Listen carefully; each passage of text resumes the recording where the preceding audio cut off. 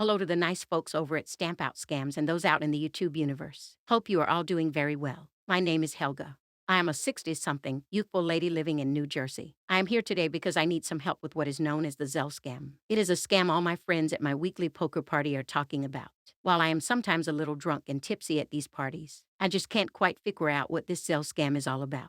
It is confusing to me. A lot of the scams victimizing people of my age are so confusing. So, can you guys please help a girl out and give me the 420 on this? Or is it 411? I am not sure. Just explain it to me, please. Because if this somehow happens to me, I will go Karen on someone. I completely understand what going Karen is and quite ready to do it on any scammers out there. So scammers beware. Hi Helga, I am Antonio from Stamp Out Scams. I got your request for a breakdown on how the Zelle scam works. I want to get this to you before you go Karen on some scammer. Of course, if you did, the scammer would not get much sympathy. First of all, thank you very much for asking about the Zelle scam. It is a fairly common scam that has bilked innocent victims out of a lot of money. The scam can be broken down into fairly simplistic terms, which is exactly what I will be doing for you today. Since I don't want our viewers to feel like they're in some boring college class, I will also be using some real-world visual aids. I promise no nudity or cursing in these visual aids. So let's get started, Helga. One request I have is please no poker or drinking during this presentation. Launched in June 2017, Zelle is a peer-to-peer, sometimes called P2P, payment service. Zelle is so easy to use, it can be used while taking a bath. It is accessed easily through a phone or small device app. Zelle is owned by Early Warning Services. Believe it or not, Early Warning Services is a consortium of major United States banks, including Bank of America, Chase, Capital One, and Wells Fargo. Whether they know it or not, Zelle is available to over 100 million banking customers.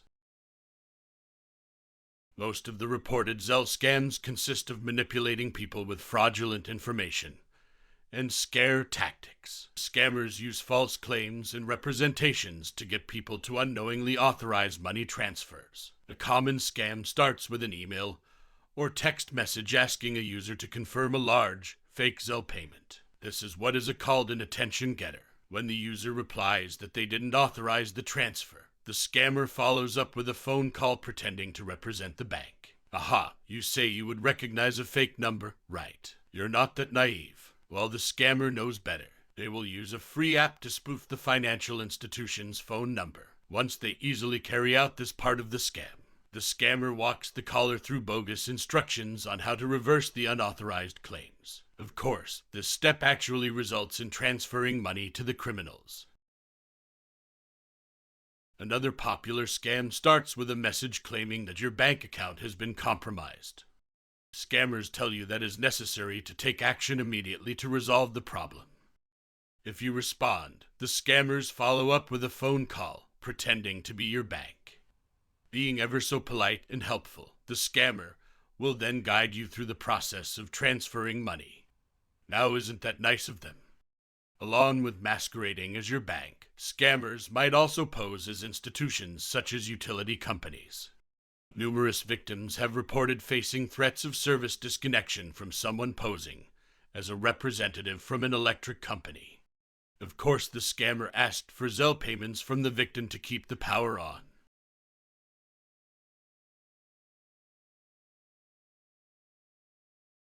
There are some common sense steps you can take to avoid the Zelle scam.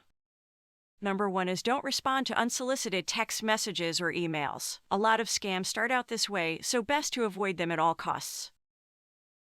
Keep an eye out for new recipients who have urgent deadlines or requests. Another common trait among most scams is a sense of urgency.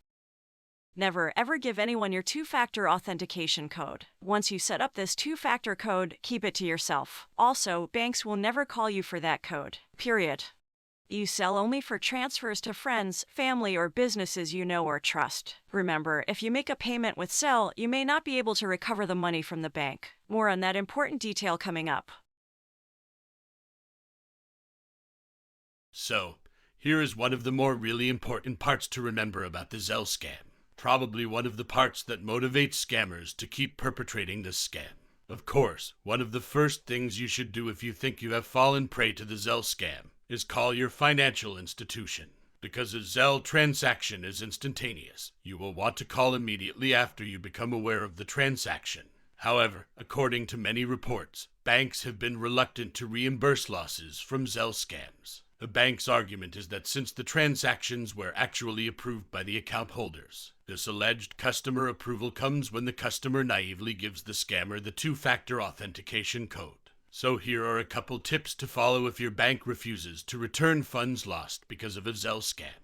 Many Zelle scam victims have reported a pattern of refusal to reimburse customers for losses as a result of the Zelle scam. Banks are hanging their hats on the false argument that because the customer authorized the Zelle transaction, they are not on the hook for reimbursement of the funds, completely ignoring the fact that the customer was tricked into sending the funds through Zelle. It is this lack of support from the banks and the immediacy of Zelle that has made it a savory scam for fraudsters. This is exactly why Zelle scams are skyrocketing. Many Zelle victims who have been denied reimbursement by banks have indicated that it was only after contacting their local news channel that something happened. Specific news reports on the bank's refusal to reimburse a named customer for something that is obviously fraud has led to a quick change of heart on the bank's part. Nothing like bad press to cause a bank to change their minds. Here is another excellent reference tip for consumers when fighting with a bank who refuses to reimburse money lost from a Zelle scam. Go ahead and cite them what is known as Regulation E. In June 2021, the Consumer Financial Protection Bureau clarified its position on banks' required compliance with the Electronic Fund Transfer Act of 1978. This act is known as Regulation E. The banks were basing a lot of their argument against reimbursing customers on the wording of this regulation. Fortunately for consumers, the Consumer Financial Protection Bureau now states that if a third party fraudulently induces a consumer into sharing account access information, that consumers should receive the same protections as if the money were acquired from a stolen debit card or other banking access device.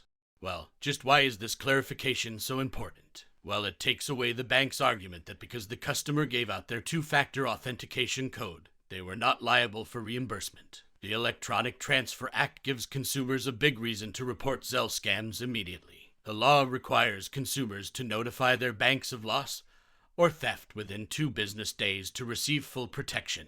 It is important to note that this guidance only protects consumers who are unwittingly tricked into transferring money as part of the Zelle scam. If at this point the bank refuses to reimburse your money from a Zelle scam, you can tell them you will be filing a complaint with the Consumer Financial Protection Bureau. After hanging up with the bank, you should immediately file your complaint.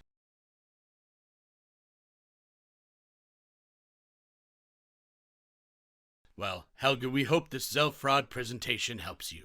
We also hope it helps whomever else may be out there in the YouTube world. Be sure and stay alert, use common sense, and if it doesn't seem right, chances are it probably is not.